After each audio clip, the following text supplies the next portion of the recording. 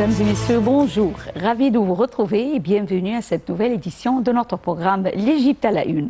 Et commençons l'édition d'aujourd'hui du lundi 3 octobre 2022 avec le président Abdel Fattah el-Sisi qui a reçu hier dimanche une délégation économique koweïtienne qui regroupe des figures de la communauté des affaires de l'État du Koweït, présidée par le PDG de la Chambre de commerce et de l'industrie du Koweït, M. Mohamed Jassem El-Saqr.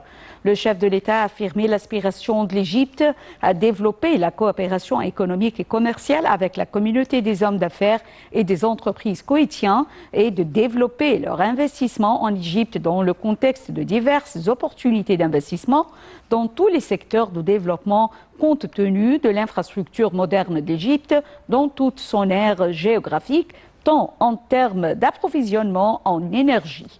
De leur côté, les hommes d'affaires koweïtiens se sont félicités de leur visite en Égypte, qui constitue une occasion pour renforcer la coopération conjointe. Ils ont affirmé leur aspiration à discuter des possibilités de maximiser la coopération entre les deux pays frères, notamment avec la disponibilité de nombreuses opportunités d'investissement prometteuses en Égypte dans les secteurs des énergies renouvelables, du tourisme, de la construction, de la promotion immobilière, l'agriculture, l'industrie et les soins de santé.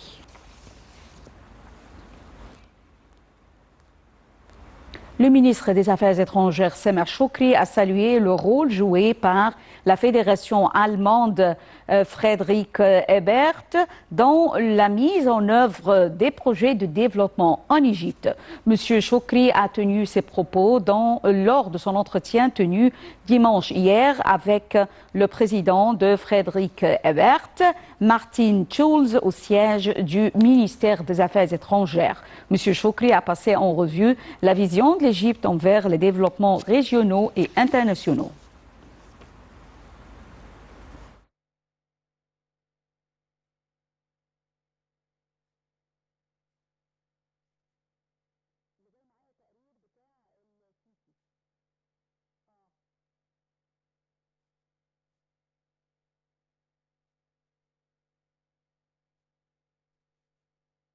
Le Comité international paralympique de la CIP a décerné son grand prix au président Abdel Fattah el-Sisi en reconnaissance de son soutien, ou plutôt son fort soutien au handisport et aux personnes ayant des besoins spéciaux. Voyons ensemble ce commentaire. Le président Abdel Fattah el-Sisi a reçu jeudi 29 septembre le Grand Prix du Comité international paralympique, la plus haute distinction octroyée au roi, au chef d'État et à tous ceux qui parrainent les personnes ayant des besoins spécifiques. C'est ce qu'a déclaré le porte-parole de la présidence. Le prix a été remis au président au palais présidentiel par une délégation regroupant les chefs représentants les 7 zones des Jeux paralympiques. Le Grand Prix du Comité international paralympique est un signe d'appréciation vis-à-vis des efforts déployés par l'Égypte pour concrétiser le message humanitaire en faveur des personnes en situation de handicap, a déclaré le président Abdel Fattah el-Sisi. Le CIP a décerné au président el-Sisi son Grand Prix en reconnaissance du fort soutien qu'il accorde aux handisports et aux personnes ayant des besoins spécifiques. Le chef de l'État a exprimé sa profonde reconnaissance aux membres du CIP pour ce Grand Prix qui valorise les efforts continus de l'État et le message humanitaire envers les personnes ayant des besoins spécifiques. Un message reposant sur l'amour, le respect et l'appréciation. Pour rappel, le Comité international paralympique est l'instance dirigeante des handisports pratiqués par des athlètes handicapés. Le Comité international paralympique est une organisation à but non lucratif qui supervise l'organisation des Jeux paralympiques. Il est comparable au Comité international olympique, organisateur des Jeux olympiques. Fondé le 22 septembre 1989 à Düsseldorf, en Allemagne, le CIP a pour objectif de superviser l'organisation des Jeux paralympiques, de développer le mouvement paralympique, de promouvoir les sports paralympiques et permettre aux handicapés d'avoir accès à ces sports, de contribuer à un environnement sportif respectant les règles et sans dopage et de changer l'image des handicapés en suscitant l'intérêt de tous pour les Jeux paralympiques. Le parc éolien de Ras Gharib vient d'être distingué par le magazine Energy News Record ENR situé dans le golfe de Suez en Égypte. L'installation a été construite dans le cadre d'un partenariat public-privé PPP impliquant plusieurs multinationales. Dalia Karam nous donne plus de détails. Du nouveau concernant le parc éolien de Ras Gharib en Égypte. L'installation située dans le golfe de Suez est sacré meilleur projet mondial 2022 dans la catégorie énergie-industrie par le magazine américain Engineering News Record ENR. Le projet a été présenté en compétition par l'entreprise égyptienne Orascom Construction à l'un des actionnaires de ce parc éolien de 262,5 MW. La centrale est également détenue par le producteur indépendant d'électricité français Engie qui s'est allié aux investisseurs japonais Toyota Tsusho Corporation et Eurus Energy Holdings Corporation. L'électricité produite par le parc éolien de Ras Gharib est vendue à l'entreprise publique de l'électricité égyptienne. L'électricité produite par le parc éolien de Ras Gharib est vendue à l'entreprise publique d'électricité en application des contrats d'achat d'électricité d'une durée de 20 ans. La mise en œuvre de ce projet a nécessité un investissement de 380 millions de dollars. Le consortium en a assuré le financement en s'appuyant sur des prêts octroyés par des partenaires au développement. Selon Engie, le consortium a organisé un financement du projet sans recours avec la banque japonaise pour la coopération internationale en coordination avec Sumitomo Mitsui Banking Corporation et la banque française Société Générale sous la couverture d'une assurance à l'exportation et à l'investissement nippon. Pour sa part, Commercial International Bank d'Égypte a offert des facilités pour les besoins de fonds de roulement et Atijawari Wafa Bank a consenti un prêt relais en fonds propres à Orascom Construction. Le Fonds néerlandais de financement du secteur privé annonce avoir été saisi sur la possibilité d'investir dans un projet d'énergie solaire en Égypte. La forme de la transaction est un prêt, un modèle qui domine dans le financement du renouvelable en Afrique. Un compte rendu de Dalia Karam. Le FMO, l'institution publique néerlandaise en charge du financement des économies dans les pays en développement, examine la possibilité d'accorder un financement de 75 millions de dollars au profit d'Amea Power, une filiale du groupe familial du Bayot à Noé. Le FMO accordera un prêt sous l'égide de la Société financière internationale qui sera utilisé pour le développement, le financement, la construction, l'exploitation et la maintenance d'une centrale solaire photovoltaïque de 500 MW dans le gouvernorat d'Assouan, peut-on lire dans un communiqué de l'institution consulté par l'agence Ecofin. L'investissement présente une garantie solide pour l'institution de financement. Le projet sur lequel seront déployées les ressources mobilisées bénéficie d'une garantie du gouvernement égyptien. En effet, un contrat d'achat sur l'énergie solaire produite a déjà été signé et bénéficie du support du ministère des Finances. Selon le journal des transactions de financement privé au profit des projets africains, mis à jour par l'agence Ecofin, le FMO a depuis 2017 été impliqué dans une cinquantaine de projets portant sur l'énergie en Afrique. Au total, sur la période, il a été enregistré 268 transactions de financement privé au profit des secteurs énergie et électricité. Mais près de la moitié d'entre eux sont des prêts plutôt que des prises de participation. Le FMO dit s'engager dans ce nouveau projet dans le cadre de sa stratégie visant à soutenir les projets d'énergie 100% verts. C'est en Égypte que pousse l'une des variétés de jasmin les plus appréciées. Direction Chobra Beloula, un village au nord du Caire, où s'est produit la majorité du jasmin mondial. Un commentaire. L'an frontal, des ouvrières saisonnières commencent la cueillette du jasmin, dont l'odeur raffinée se répand bien au-delà de son village de Choubra Beloula, dans le nord de l'Égypte. La récolte annuelle du jasmin se déroule de juillet à novembre la nuit, car les fleurs sont alors pleinement ouvertes. La cueillette se déroule entre minuit et 8 ou 9 heures du matin selon ce qu'on arrive à en tirer. Ce travail nécessite vraiment de la concentration. Il faut distinguer les fleurs écloses des bourgeons qui ne sont cueillis que le lendemain. L'Égypte et l'Inde, dont les productions sont équivalentes, génèrent près de 95% du volume mondial d'extrait de jasmin pour parfum, selon la Fédération internationale du commerce d'huiles essentielles et d'arômes. Plus de 90% des champs égyptiens de jasmin se trouvent dans le gouvernorat de Rarbéa dans le nord du pays, autour des villages de Koutour, Choubra Belloula et Bassioun. La culture du jasmin occupe quelques 400 hectares dans la région de Rarbéa et la production égyptienne de fleurs de jasmin atteint 20 tonnes par jour. Mais le concurrent indien pratique des prix dérisoires qui poussent les exploitants locaux à casser leurs prix malgré la qualité supérieure de leur production. Autre source de préoccupation pour les cultivateurs de Rarbéa, l'irrigation. La fleur blanche est gourmande en eau. Chaque fédant est arrosé 3 fois par mois avec 450 à 500 mètres cubes d'eau. Cette eau est tirée du Nil voisin dont le débit est menacé par la construction en amont en Éthiopie du grand barrage de la Renaissance. La cueillette ne peut être accomplie que manuellement, ce qui nécessite une main-d'œuvre importante. Chaque ouvrier récolte entre 2 et 5 kg de fleurs par jour. Le commerce du jasmin rapporte autour de 6,5 millions de dollars par an à l'Égypte, selon la Fédération internationale des producteurs d'huiles essentielles et d'arômes. Actuellement, un kilo de fleurs de jasmin se vend environ 40 livres égyptiennes, soit 2,1 €. Et passons au volet sportif. Le ministre de la Jeunesse et des Sports, Achraf Sobhi, a félicité la joueuse Mayar Sherif pour avoir remporté la finale du tournoi du tennis de Parma Ladies Open. Mayar Sherif a battu la joueuse Maria Sakkari et est devenue la première égyptienne à remporter ce championnat. Mayar Sherif est capable de remporter d'autres championnats en raison de sa détermination d'assurer des réalisations individuelles historiques. C'est ce qu'a indiqué M. Achraf Sobhi. Les activités de la 17e édition du championnat international égyptien de croquet ont débuté samedi sous les auspices du ministre de la Jeunesse et des Sports, Achraf Sobhi.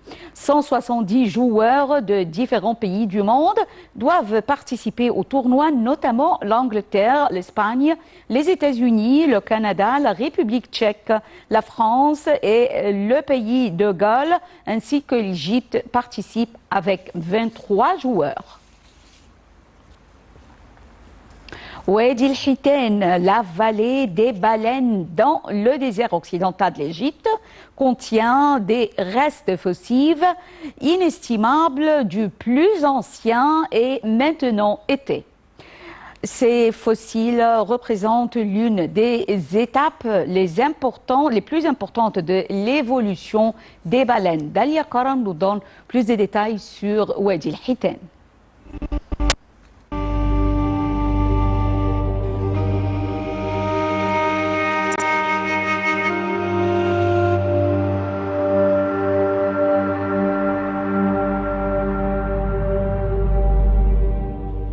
Wadi el-Hitan, la vallée des baleines dans le désert occidental de l'Égypte, contient des restes fossiles inestimables de plus anciens et maintenant éteints, ordre des baleines Archaeoceti.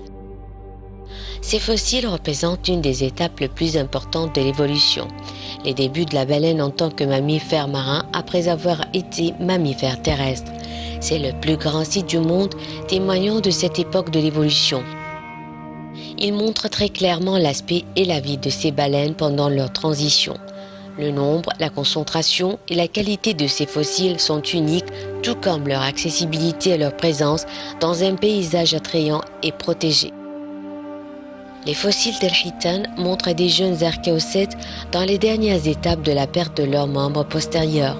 D'autres fossiles présents sur le site permettent la reconstruction de l'environnement et des conditions écologiques de cette époque. Les fossiles et les roches de Wadi el-Hitan sont des vestiges de l'ancien environnement dans lequel les baleines vivaient et mouraient. Le long du parcours, vous pouvez découvrir des fossiles, de nombreuses pièces qui existaient il y a 40 à 42 millions d'années et apprendre comment les baleines de Wadi el-Hitan ont contribué à la compréhension de l'évolution des baleines. Il y a plus de 40 millions d'années, la mer de Thétis recouvrait le sud des rives actuelles de la mer Méditerranée. Elle s'est progressivement retirée vers le nord en déposant d'épais sédiments de craie, de calcaire et de schiste visibles à Wadi el-Hitan.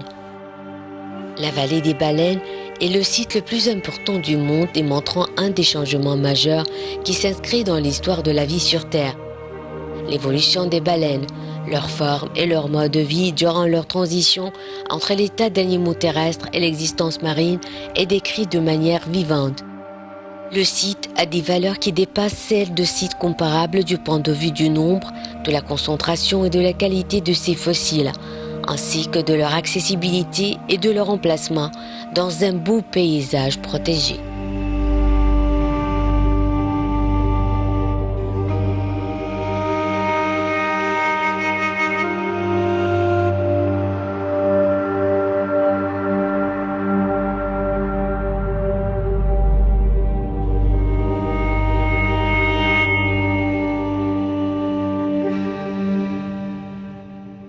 Et passons à l'oasis de Dakhla, qui est une des oasis les plus charmantes et authentiques. Les paysages sont magnifiques. D'un côté, un plateau montagneux et de l'autre, des dunes de sable qui avancent sans cesse jusqu'à engloutir les pylônes électriques. L'oasis de Dakhla se compose d'une vingtaine de villages gardant encore bien vivantes les traditions de l'oasis. Un compte rendu de Dalia Karam.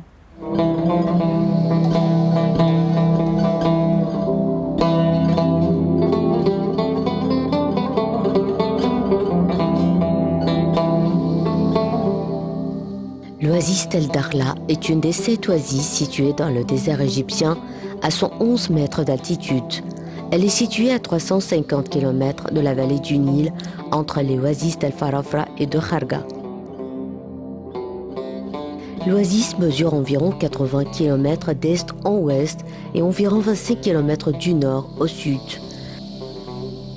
La ville compte environ 4000 habitants, principalement bédouins. C'est une ville très pittoresque, symbole de la tradition des oasis égyptiennes. Dakhla peut difficilement être considérée d'une seule unité. Elle se présente plutôt comme une série de petites localités et hameaux dispersés le long de la route. Mais elle offre les plus beaux paysages et les perspectives les plus remarquables de toutes les oasis du désert occidental. Des plantations d'olives, d'oranges et de dattes sont entrecoupées de dunes de sable le long de la route. Les localités de l'oasis abritent quasi toutes les vestiges intéressants comme les tombeaux d'Al-Muzawqa qui datent de l'époque pharaonique ou Al-Qasr, charmante ville médiévale faite de briques de terre dont certains bâtiments datent du Xe siècle. C'est un véritable dédale de ruelles étroites et de passages secrets. Construite au pied de falaises calcaires, l'oasis de Dakhla est l'exemple de la ville islamique médiévale, dominée par la mosquée Nasr ad-Din au haut minaret hérissé de rondins bruts qui rappellent les minarets des mosquées d'Afrique. À Al-Qasr, le minaret est construit dans le style des Ayyoubides, qui régnèrent de 1171 à 1250. Balat et Bachandi sont également des villages traditionnels au charme incontestable. Les seuls hébergements se situent à Mout, qui offre également quelques cafés et hôtels. À quelques kilomètres avant Qasr se trouve l'intrigante ruine romaine de Der el-Hakkar. Ce lieu était jadis sous le sable, ce qui explique son extraordinaire préservation. Admirer ses peintures datant de 2000 ans est tout à fait étonnant. De l'autre côté de ce complexe de temples romains restaurés se trouvent des collines coniques qui abritent de nombreuses tombes. Certaines ont été fouillées et certaines ont été pillées.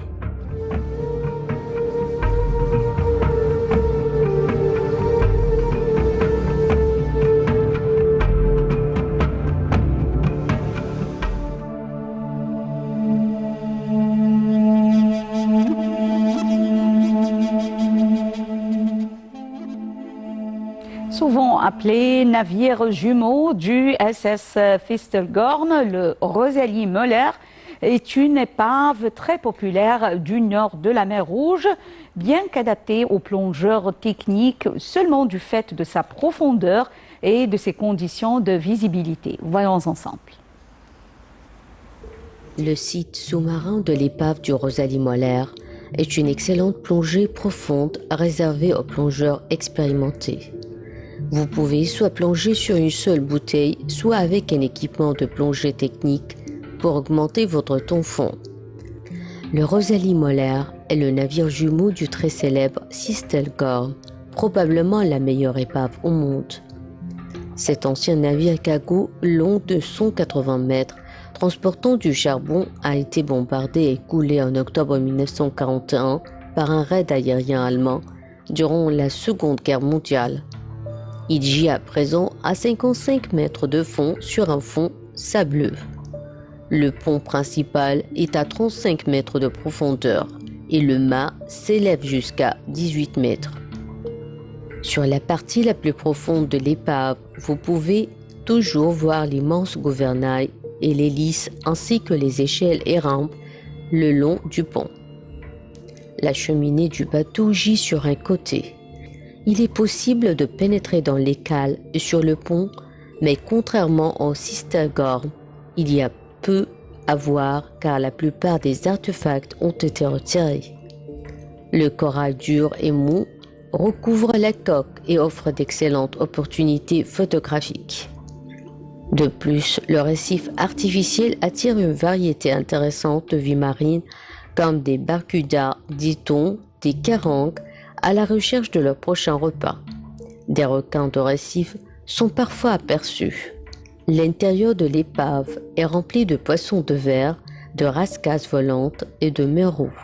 Le Rosalie Moller, un navire cargo transportant du charbon, a été bombardé et a coulé en 1941. L'épave est recouverte de coraux durs et mous et d'une abondance de vie marine. Le meilleur moyen d'explorer cette épave est en plongée technique. La meilleure façon d'explorer ce superbe site de plongée est à bord d'un bateau de croisière explorant le nord de la mer Rouge. Et vous aurez l'occasion d'explorer les autres excellents sites de la zone comme les 4 épaves d'Abu Nuwas. Vous pouvez plonger à épave Rosalie Moller toute l'année.